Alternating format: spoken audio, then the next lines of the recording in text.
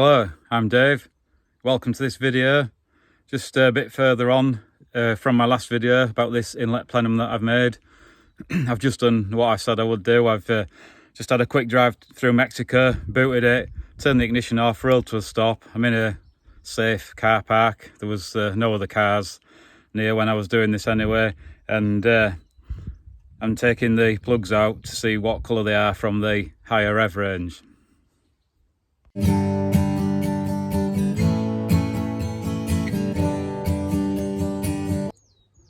Yeah, also on this car I'm running the Mk5 rev limiter and launch control, and I don't know why I didn't think of it. One of my mates suggested that I turn the rev limiter up. It didn't even cross my mind. I like my can, I like to thrash it, obviously if you see my videos, but I don't want to blow it up neither. So I normally had the Mk5 set at 5.8 soft set, so it cut out hard at 6 because there's 200 in between where it'll cut out fully. When I'm racing on the drag strip, I do turn it up a little bit so that I'm in the power band change gear. I can take it right up to the end of the power band. Personally, in my opinion, it's pointless going over the power band because you're just going to lose. I don't really know what I'm talking about. I might be talking rubbish. That's how I've been doing it anyway. But yeah, I've turned it up another 300, so it's soft set 6.1, hard set, what's that, 6.3. So as you'll see now on my rev counter, it does go straight over 6k when I'm booting it now, because it is pulling that well, and I'm just missing out having it too low. I might even turn it up slightly more. We'll see what happens.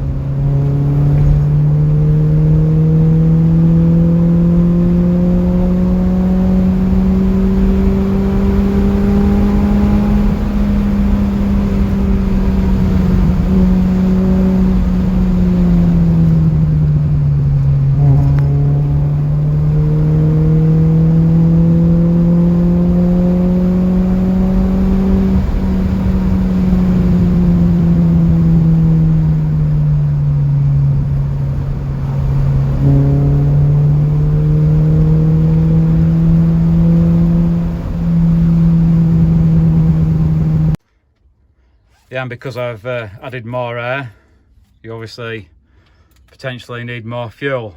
I've been checking the plugs, they do seem okay, but there's no harm in trying some injectors from my same mate that suggested I turn the Mk5 rev limiter up. Is some higher cc injectors.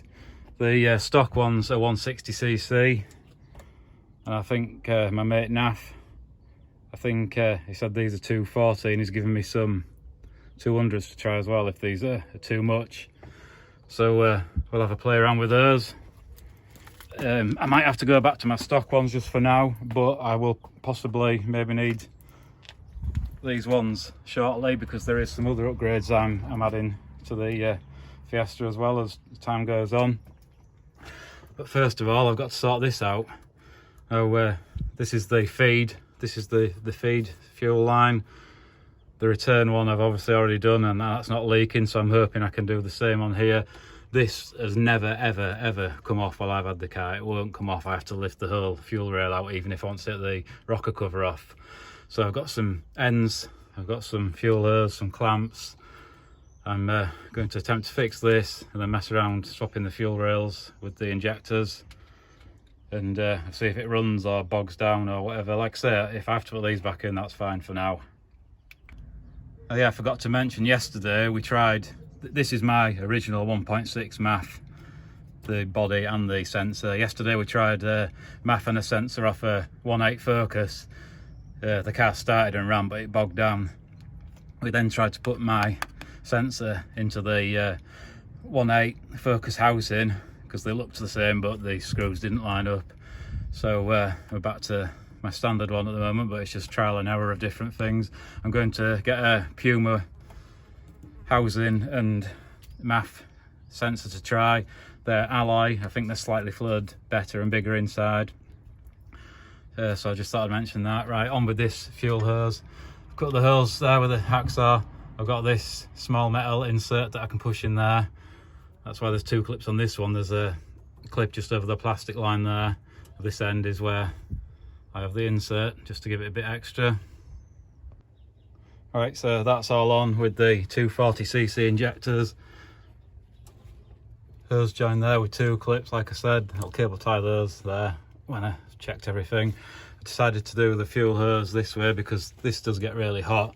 The plastic hose went over there. There was supposed to be a clip in there. I didn't know that till I noticed on my other engine. I've never had a clip in there. So yeah, I've gone this way around to keep it away from the heat. Got a elbow one. I did have some straight ones as well. Go and fire it up, see what happens. So we're out of gear. Ignition on.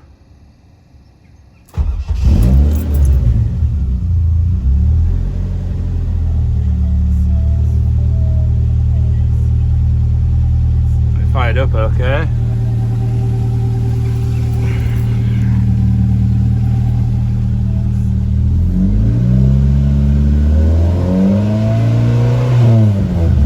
Okay, I'm not going to rev it any start.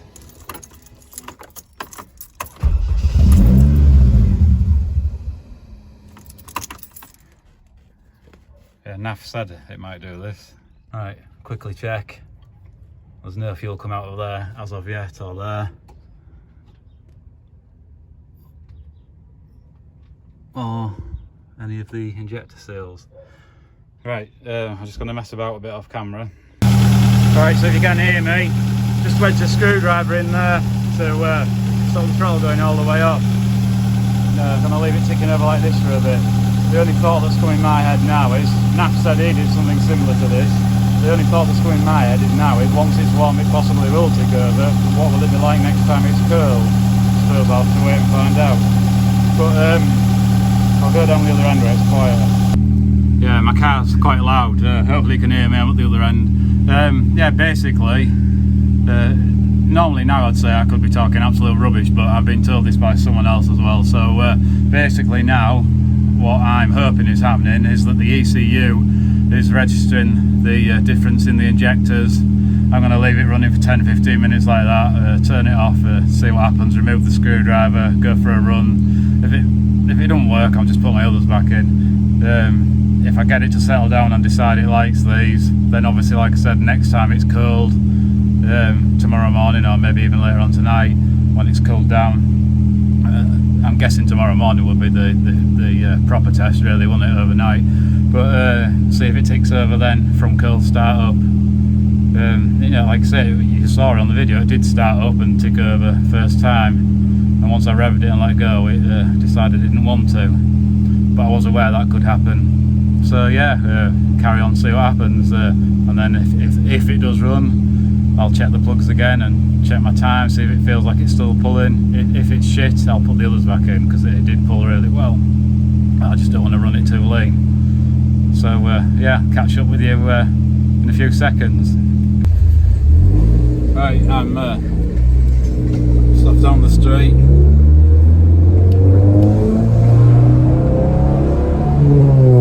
Up to 4K then, it felt nice and smooth still.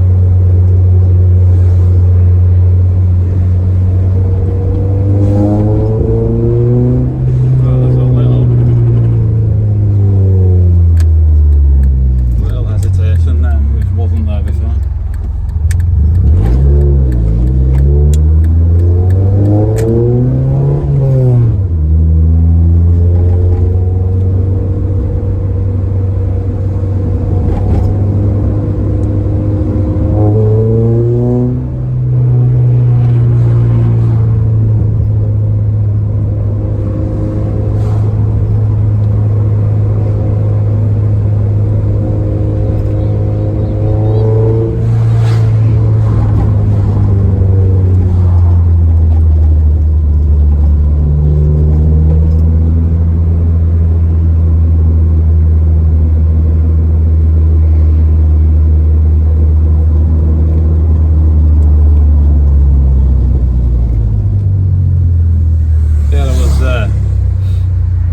agitation there when I put my foot straight to the floor, which wasn't there with my original injectors.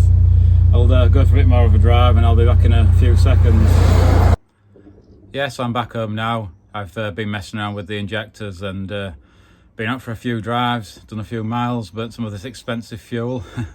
Yes, I'm back on my standard injectors, the 160cc, runs much better. Don't know if it's a fluke that how I've done this plenum and put it on and everything's just ran. It's so smooth through the rev range, it really just goes through and pulls and pulls. So yeah, yesterday we tried the different MAF and it just bogged down. Today I tried the injectors and personally I'd say it was overfueling. It's popping more. I like my pops and bangs, but it's just popping more when it shouldn't be really. So to me it's telling me it's just pushing fuel through to the exhaust. And it wasn't as clean through the rev range. It'd sort of like go and then I couldn't have picked it up on camera, but it'd like go, hesitate, whereas now with my standard injectors and the other setup I've got with my plenum, etc., it really just pulls straight through, pulls all the time, foot down, pulls. With the bigger injectors on, I used my app and I got I think it was 12.7 or something, 8th mile, so I thought, no, we're not doing this. I could feel it was slower anyway. Put mine back on, went out again and got a 9.2. Now I don't know if that's a fluke or not, but I was impressed and I've got a 9.2. Hopefully I'll get it down the track at some point later on this year and I'll take my times from there. Personally for me, the Melbourne Raceway and the Santa Pod times match, so I'm happy with either of those tracks to use. You know, if their times are matching each other, then that's on target for me. I know this app isn't accurate.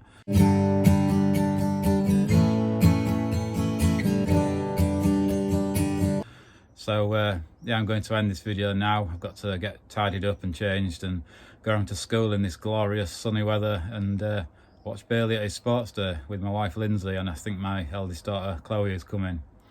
It was supposed to be on a couple of weeks ago but got cancelled because of the rain, and now look at the weather we're having.